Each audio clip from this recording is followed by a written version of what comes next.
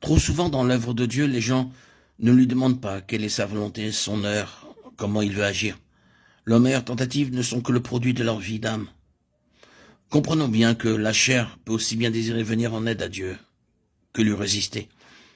La vie de l'âme peut manifester du zèle pour Dieu, concevoir des plans pour éveiller l'Église de Dieu, avoir des projets pour étendre son royaume et lutter pour gagner beaucoup de pécheurs. Les motifs et les intentions de ces personnes sont bons, mais elles sont ignorantes à l'égard de tout ce que la vie naturelle peut accomplir dans le domaine du zèle, des projets, des efforts. Elles ne perçoivent pas ce qui est louable, c'est de faire seulement ce que Dieu a ordonné. Elles s'imaginent que le seul fait de faire son travail est quelque chose d'admirable, et n'ont pas encore réalisé que tout ce qui procède de la vie naturelle ne peut pas plaire à Dieu, malgré la pureté des motifs, les bonnes intentions ou les résultats attrayants. Ne procédant pas de sa volonté, tout cela n'est d'aucune utilité pour Dieu.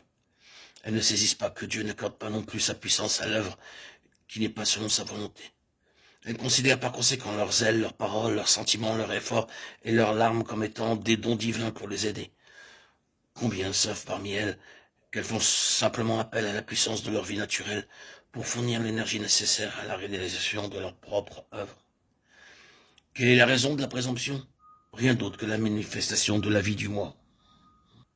Bien que beaucoup obéissent à ce qui leur est ordonné, leur cœur ne se satisfait pas de la volonté de Dieu, parce qu'ils affectionnent toujours leur propre idée.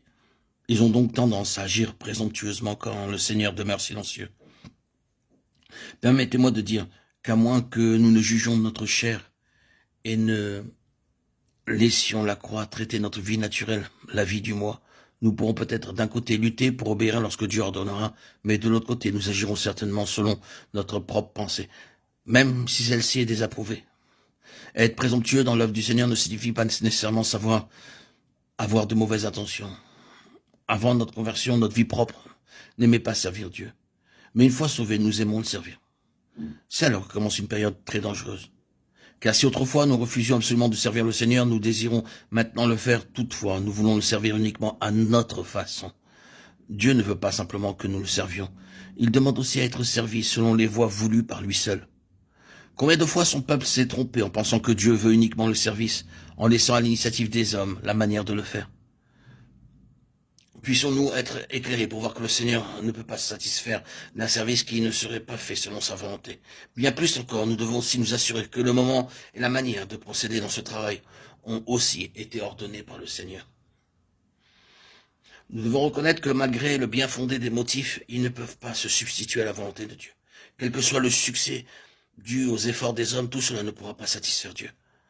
Combien ont accompli des œuvres faites sans obéissance aux ordres du Seigneur, mais plutôt pour satisfaire des besoins occasionnels, en aidant la vie spirituelle des croyants ou en sauvant les pécheurs. Ces œuvres peuvent avoir du succès, mais cependant ni ceux qui les font, ni les œuvres par elles-mêmes ne peuvent satisfaire le cœur du Seigneur.